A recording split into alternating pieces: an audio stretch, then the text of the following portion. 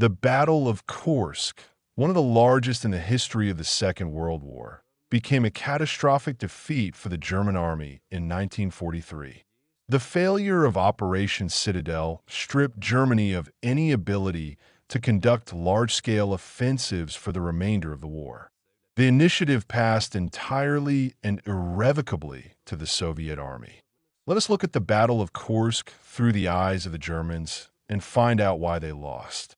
After the catastrophe at Stalingrad and the loss of previously occupied territories, the German High Command desperately needed a victory capable of turning the tide of the war. The hope for such a turning point was placed on the battle near Kursk. Hitler sought to prove to his allies, the Axis powers, and to the entire world that Germany was still a formidable opponent, capable of dictating terms on the Eastern Front. Beyond political goals, the Führer wanted to gain a strategic and tactical advantage. Control over the Kursk railway and road networks would open broad opportunities for further maneuvers. To achieve these goals, the German command began developing the plan for Operation Citadel. The concept was bold and sweeping: to assemble large strike groups on the northern and southern faces of the Kursk salient, then deliver converging blows east of Kursk, encircling and destroying the Soviet forces concentrated there. The ultimate strategic goal was to return the initiative for the summer campaign of '43 to Germany's hands. The forces of Army Group Center, under the command of Walter Model, were committed to the operation for the strike from the north, and the forces of Army Group South, under the command of Erich von Manstein, for the southern breakthrough. In total, up to 800,000 men, nearly 5,000 tanks and aircraft took part in the operation. From the very beginning, significant disagreements existed between the German military leadership and Hitler regarding the prospects of the operation. Some generals proposed abandoning the offensive altogether and focusing on strategic defense, wearing down the Soviet forces and striking back at opportune moments. Manstein, for his part, insisted on launching the operation to seize Kursk immediately before the end of the spring thaw, while the Soviet army had not yet fully consolidated its positions. However, both proposals were rejected. Hitler had his own logic. The Führer decided to postpone the start of the operation by 2 months. By his calculations, the delay would allow fresh manpower reserves, freshly mobilized in Germany, to be brought forward and, most importantly to him, to await the new Tiger and Panther tanks. Hitler was convinced that these machines, with their heavy armor and superior armament, would be a decisive argument in favor of a German victory. As a result, the offensive began 2 months later than originally planned. This delay brought the gravest of consequences for the Germans. On the morning of the 5th of July, 1943, Operation Citadel commenced and immediately ran into an unpleasant surprise. Before the first German shot was fired, Soviet artillery opened a powerful counter-preparation barrage against the German units poised to attack. It was an unmistakable signal. The enemy had known about the offensive in advance. And this became one of the fatal errors that decided the fate of the entire battle at its very outset.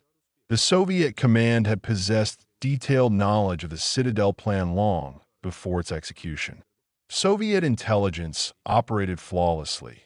Throughout the spring, the Stavka and Stalin personally received reports from agents in Switzerland and Germany about the coming offensive against Kursk. One of the key sources was John Kinraz, a double agent of British intelligence, who had relayed detailed information about the Citadel plan as early as the beginning of April. At the same time, the British were intercepting and decrypting German radio messages.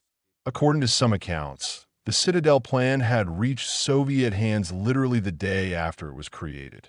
The element of surprise, upon which the German generals had so heavily relied, was lost completely and irreversibly. Stalin decided neither to retreat nor to avoid the battle, but to receive it on carefully prepared positions. For several months, the Red Army methodically constructed a deeply echeloned system of fortifications along the entire length of the Kursk salient. Several defensive belts were built, comprising an extensive network of trenches, anti-tank ditches, minefields, and artillery positions. The density of the minefields was such that breaking through these obstacles without colossal losses was simply impossible. The Germans were not facing open ground. They were to attack a formidable fortified zone saturated with anti-tank guns and armored vehicles. In addition to the defensive lines, the Soviet command made active use of the partisan movement behind German lines. The partisans launched a large-scale operation to disrupt the supply and communications of the German armies. The results proved highly tangible. The partisans managed to destroy 300 locomotives, 1,500 freight cars, and 44 bridges. The German offensive was further hampered and slowed before it had even begun. Against the advancing German divisions, approximately 2 million Soviet soldiers, nearly 8,000 tanks and aircraft had been concentrated. The superiority of the Soviet forces in manpower and armor was overwhelming. Despite all these unfavorable factors, the Wehrmacht entered the battle. On the southern face, the German forces nonetheless achieved initial successes, pushing forward and taking Beevor. However, every kilometer was won at the cost of the heaviest losses. Soviet troops resisted with ferocity, while omnipresent minefields knocked out vehicles with alarming regularity.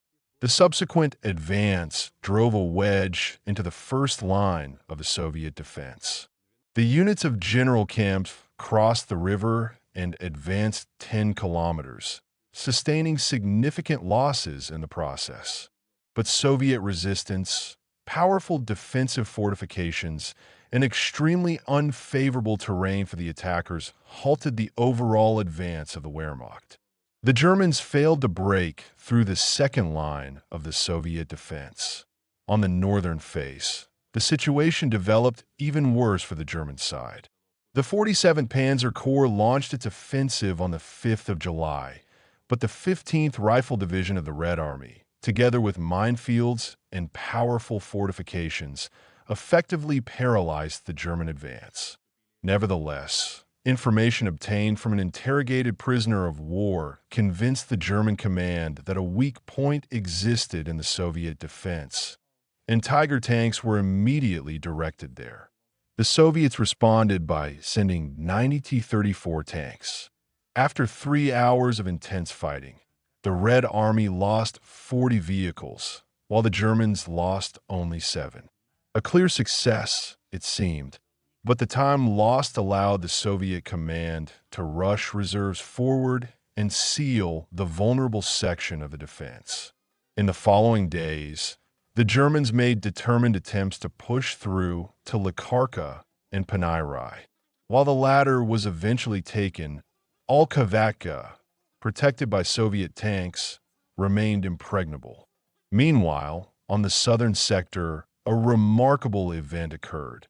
For the first time in the history of the war, the Luftwaffe completely destroyed an armored formation of 50 vehicles through airstrikes alone. This success temporarily delayed the Soviet advance, but could no longer alter the overall course of events. The next key point of confrontation was Prokhorovka.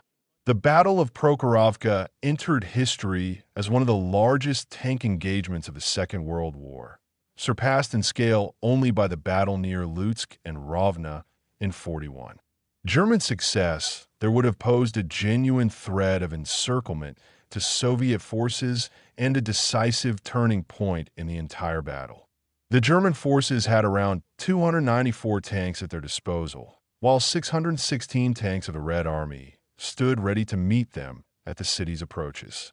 Fierce fighting raged for an entire day, with steel machines from both sides clashing at point-blank ranges where the advantages of German optics and long-range guns were rendered useless.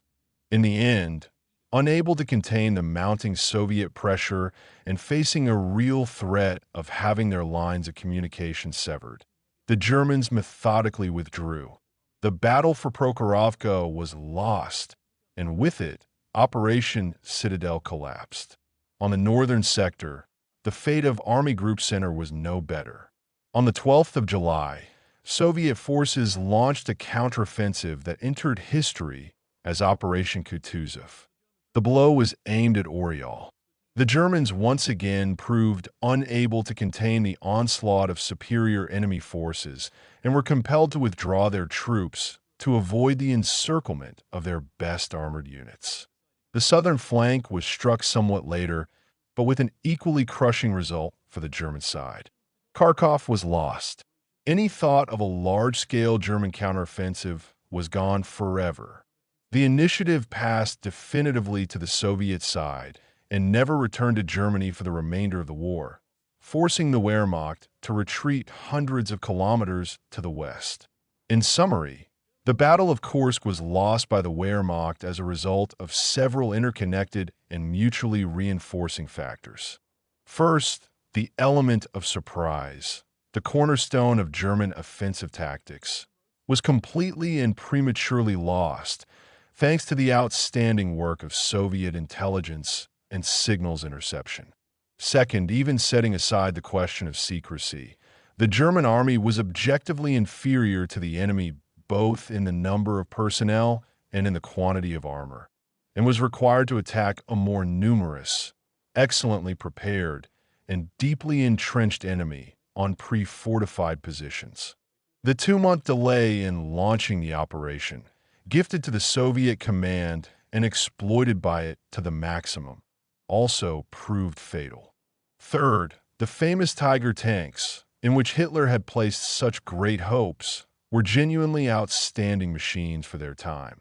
At Prokhorovka, Tigers held off an attack by 50 Soviet tanks, destroying 22 of them.